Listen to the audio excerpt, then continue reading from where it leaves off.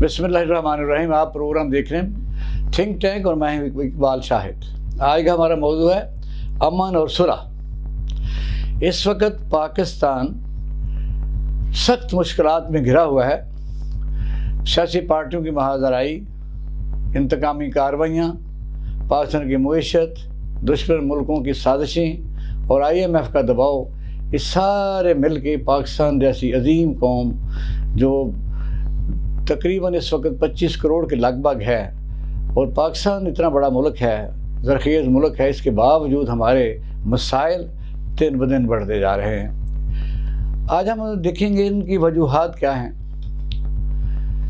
वजूहात तो आपके सामने हैं कि अनाएँ हैं, गुस्सा है, साजिशें हैं, इक़्तिदार का लालच है, इक़्तिदार में आने के लिए लालच है, इक़्तिदार में रहने के लिए लालच है। आप देख रहे हैं इस वक्त पाकिस्तान में सियासी क़यादत का सख्त फुक़दान है। बड़ी हैरानगी होती है कि ये जो इस वक्त पाकिस्तान में सियासी पार्टियों के लोग क़यादत कर रहे हैं, वो अपने मसाइल आपस में बैठकर हल क्यों नहीं कर रहे हैं। हालांकि इससे पहले भी पाकिस्तान में कई मार्शल लग चुके और उनकी वजूहात भी सबके सामने हैं कि सियासी पार्टियों की रस्साकशी और आपस में ना बैठना, अवाम के कोई भी मसाइल हल ना करना है। जो ताज़ा तरीन सिचुएशन के मुताबिक 9 अप्रैल 2022 को जो चीफ जस्टिस ऑफ पाकिस्तान की सरबराही में कासिम सूरी साहब की जो रूलिंग को सेटिस्फाइड किया गया और फिर उसके नतीजे में PDM की हुकूमत वजूद में आई और पंजाब में मियां हमजा शहबाज शरीफ साहब की हुकूमत आई, तो आप देख रहे हैं कि एक उसके बाद फिर कोई हुकूमत टिक के रह नहीं सकी। वफाकी हुकूमत भी वो चीज़ें डिलीवर करने में बिल्कुल नाकाम रही। पाकिस्तान के हालात आप देख रहे हैं कि इस वक्त पूरे नुक्ता अरूज पर हैं। जिस तरह डू और डाई, नाउ और नेवर, ये अल्फाज आज के हैं वज़ीर-ए-आज़म पाकिस्तान मियां शहबाज शरीफ साहब के, जब वो सेफ सिटी प्रोजेक्ट जो है उसमें अपने तमाम अफसरान और वज़ीर-ए-आला पंजाब की टीम के साथ वहाँ मौजूद थे, और उसमें जो जनाह उसको जलाया गया या पाकिस्तान में आर्मी की तनसीबात और उनके इस तरह की जगहों के ऊपर बलवाइयों ने हमला किया, उसको पाकिस्तानी कौम ने बहुत सख्त नापसंदीदगी का इजहार किया है। सूरत ये है कि इसके बाद के वाक़यात पर बात करनी है या पिछली लकीर को पीटना है या मुल्क को गर्दाब से निकालना है या इसका सहारा लेकर इंतकामी कार्रवाइयों में शिद्दत पैदा करनी है। वज़ीर-ए-आज़म ने कहा कि 72 घंटे में तमाम लोगों को गिरफ़्तार किया जाए, नई कोर्ट्स बनाई जाएँ, इंसदाद दहशत की जल्दी जल्दी सज़ाएँ दिलवाई जाएँ। इस तरह अमन कैसे कायम होगा? ये बात दुरुस्त है कि जब तक मुजरिम को सज़ा नहीं मिलेगी उस वक्त तक अमन कायम नहीं हो सकता। लेकिन क्या अमन कायम करने के लिए एक ही सियासी पार्टी का फ़र्ज़ है? हम मान लेते हैं कि PTI का जो ये एक्शन है ये खिलाफ कानून, खिलाफ आइन है। फिर उसके ताने बाने, जब इमरान खान साहब गिरफ़्तार थे तो उसके दौरान भी 14 अगर FIR हम काट देते हैं, फिर हम उनकी ज़मानत के बाद भी कोशिश करते हैं अरेस्ट करने की, तो उनके जो साथ जुड़े हुए लोग हैं, उनकी पार्टी के साथ जो वफ़ादारी निभाते हैं, तो उनसे कैसी हम तवक्कुआत रख सकते हैं? चाहिए तो ये था कि आग को ठंडा किया जाए, अदालतों को फ़ैसला करने दिया जाए।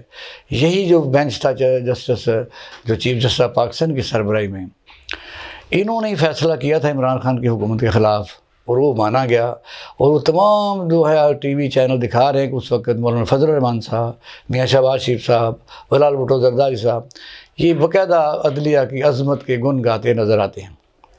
अगर आज उन्होंने ये फ़ैसला किया है, और फ़ैसला भी ऐसा नहीं है जो खिलाफ आइन है, कि पाकिस्तान में अगर यही मान लिया जाए कि इलेक्शन इकट्ठे होने हैं, तो पिछले दिनों जो एक जॉइंट मीटिंग हुई थी PTI की और PDM के जो नुमाइंदगान थे, उसमें ये बात मानेगी कि अगर इकट्ठे करने हैं तो असम्बलियाँ तोड़ दी जाएँ। इससे पहले PDM का मुतालबा था कि असम्बलियाँ अगर KP और पंजाब तोड़ी जाएँ तो हम इलेक्शन करवा देंगे, लेकिन वो वादा वफा ना हुआ। मैं समझ इंतकामी कार्रवाई का सिरे से कोई नतीजा नहीं निकलेगा। जिस आदमी को हम बेगुनाह गिरफ़्तार होगा उसे सज़ा मिलेगी, और वो जो वर्कर किसी भी पार्टी के कभी ना कभी जज्बात में को काम करते हैं, तो अगर उनको सज़ाएं देंगे तो उनके ख़ानदान तबाह हो जाएंगे। तो मैं समझता हूँ कि आपने देखा کہ کے پی کے میں شمالی وزیرستان، جنوبی وزیرستان، فاٹا اور سوات کے علاقوں کا جو ریئیکشن تھا، اور پھر افغانستان میں جو امریکن دار اندازی، اس سے پہلے روس کی جو دخل اندازی تھی، اس کے بعد ریئیکشن کے طور پر یہ ایک بہت بڑا ہمارے سامنے ایک سبق ہے۔ کیا پاکستان میں کوئی ہم جو ہے کوئی اس طرح کی جو چیز ہے معافی تلافی کی، یا بیٹھ کے یا مثلا کسی کنسنسس پر نہیں پہنچ سکتے؟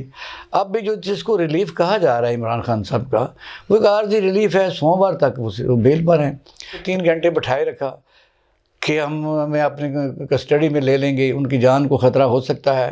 وہ ایک بہت بڑا ٹریپ تھا۔ اگر ایسا ہوتا، جب ایک پارٹی کا سربراہ کہہ رہا ہے کہ مجھے قتل کر دیا جائے گا، اس کے اوپر 2 دفعہ حملہ بھی ہو چکا ہے، تو اس پر غور کرنے میں آخر کار حرج کیا ہے؟ آپ کے حکومت کا جو موقف ہے درست ہو سکتا ہے، مان لیتے ہیں ان کا موقف درست ہو کہ وہ اور طرح سوچ رہے ہوں، لیکن کیا بات یہ ہے کہ سب لوگوں کو سمجھایا جا سکتا ہے؟ کیا سب لوگ ہی دہشت گرد ہیں؟ کیا کسی سیاسی پارٹی پر پابندی لگانے کا کبھی کوئی نتیجہ نکلا ہے؟ کیا ANP جو ہے اس کا پہلا نام NAP تھا، پھر پیپل پارٹی کا نام پارلیمنٹیرین رہ کے کام چلایا جاتا رہا؟ مسئلہ یہ ہے کہ کیا ہم تاریخ کے سبق حاصل نہیں کرتے؟ کیا پیپل پارٹی اور مسلم لیگ نون ایک دوسرے کو ریپلیس نہیں کرتے رہے؟ ایک دوسرے پر بے تحاشا مقدمات قائم نہیں کرتے رہے؟ زرداری صاحب 11 سال جیل میں نہیں رہے؟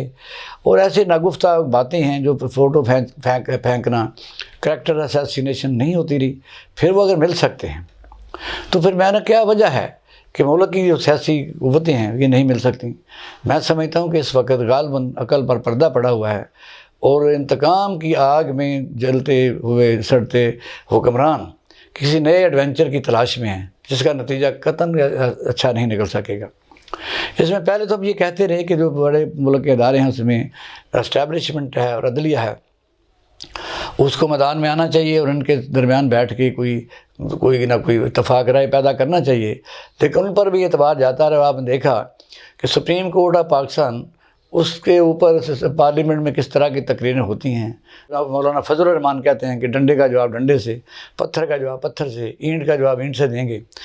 تو پھر دشمن کی تو ہمیں کوئی ضرورت نہیں ہے۔ انڈیا کے جو اس وقت ان کی فوجیں ہیں وہ بھی ان کو دیکھ رہی ہیں۔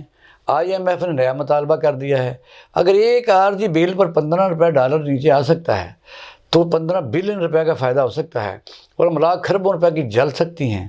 تو کیا ہم اس نقصان کو افورڈ کرتے ہوئے اسی طرح ہی چلتے رہیں گے؟ میں سمجھتا ہوں کہ اس وقت جو صورتحال ہے، ابھی ہمارا گمان یہ ہے اور ہماری یہ تجویز ہے کہ سیاستدان فوری طور پر وہ عدالتوں کو کام کرنے دیں، کہ بڑھ کے مت ماریں۔ کسی کو پکڑنا ہے پکڑیں گے، جو ادارے ہیں وہ اسی لیے ہوتے ہیں، اور اداروں کو آزادانہ کام کرنے دیں۔ جو ملزم ہے اسے سزا ملنی چاہیے، اور یہ ہے کہ آپ اپنا حصہ مت ڈالیں، آگ کے اوپر تیل مت ڈالیں، تو کوشش کریں کہ آپ اس آگ کو بجھانے میں آپ کا کردار ہونا چاہیے۔ اور عمران خان صاحب کو بھی اس عارضی ریلیف سے بہت زیادہ توقعات وابستہ نہیں کر لینی چاہیے۔ ان کو پرامن رہنے کے لیے بالکل اپنے عوام کو، اپنے فالوورز کو کہنا چاہیے۔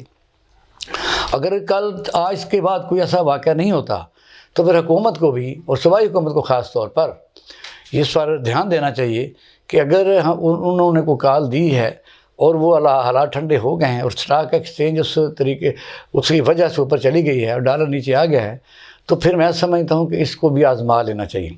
ابھی بہت جلد بازی نہیں کرنی چاہیے۔ اسی میں پاکستان کا بھلا ہے، اس میں آپ کا بھلا ہے، اور اسی طرح ہی آپ کی سروائیول ہے۔ ورنہ کہتے ہیں کہ لڑتے لڑتے ہوگے گم، ایک کی چونچ اور ایک کی دم۔ اپنا خیال رکھیے گا۔ پاکستان زندہ باد۔